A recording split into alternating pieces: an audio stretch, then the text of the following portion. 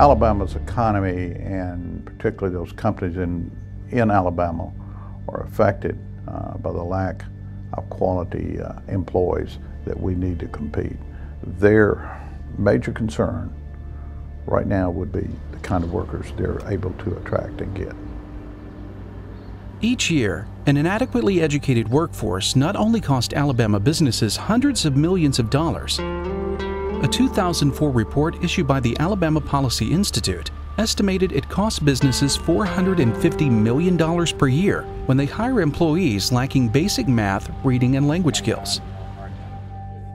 The report found that 30% of Alabama high school graduates graduate without these basic skills. Compounding the problem, Alabama has a high dropout rate. In 2005, 2006, and 2007, there were 88 Alabama high schools that graduated less than 60% of their students.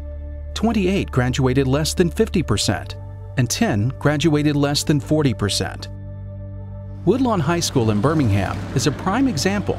It had graduation rates of 31.5% in 2005 and 32.7% in 2006. The Alabama education system fails to adequately educate all students. About 30% of Alabama high school graduates enter college or the workplace needing remedial education, costing the state around $86 million a year. On top of that, another 35 to 40% drop out of school every year. In 2009, 25,100 Alabama students dropped out of high school. Their lost lifetime earnings alone total more than $6.5 billion. In addition, over their lifetimes, these high school dropouts will cost the state more than $245 million in additional healthcare costs. Reducing the male dropout rate in Alabama by just 5% would save the state $125 million a year.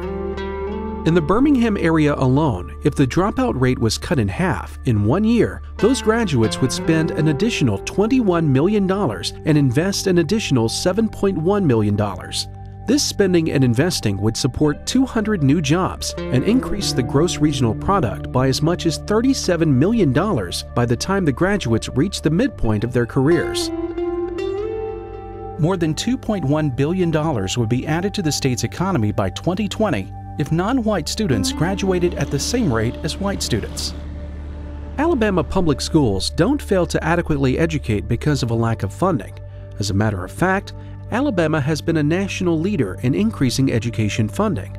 The state fails due to many reasons, but one of the main ones is the lack of options for mostly minority students zoned for failing schools. As governor, Jeb Bush led Florida in a successful comprehensive education reform plan. Anytime that you empower people with choices, particularly people that don't have the wherewithal to make that choice themselves, you're going to improve schools.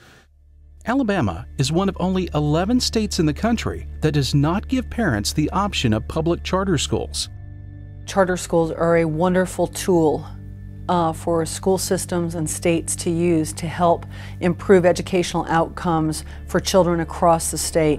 They've been particularly successful at serving the lowest income kids and minority kids. Education unions and other opponents argue that charter schools have failed in other parts of the country and are therefore not viable options. In fact, several hundred charter schools have been closed over the last 20 years. But Gary Palmer of the Alabama Policy Institute sees that as a strong point.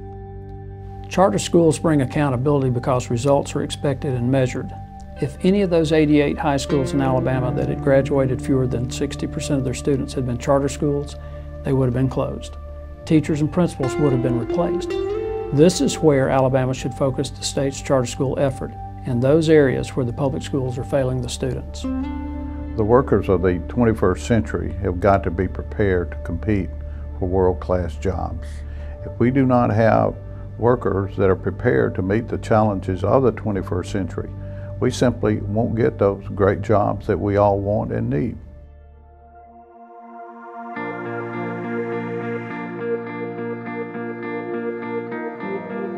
Every student in our state should graduate from high school ready to enter Alabama's workforce or college, whichever they choose.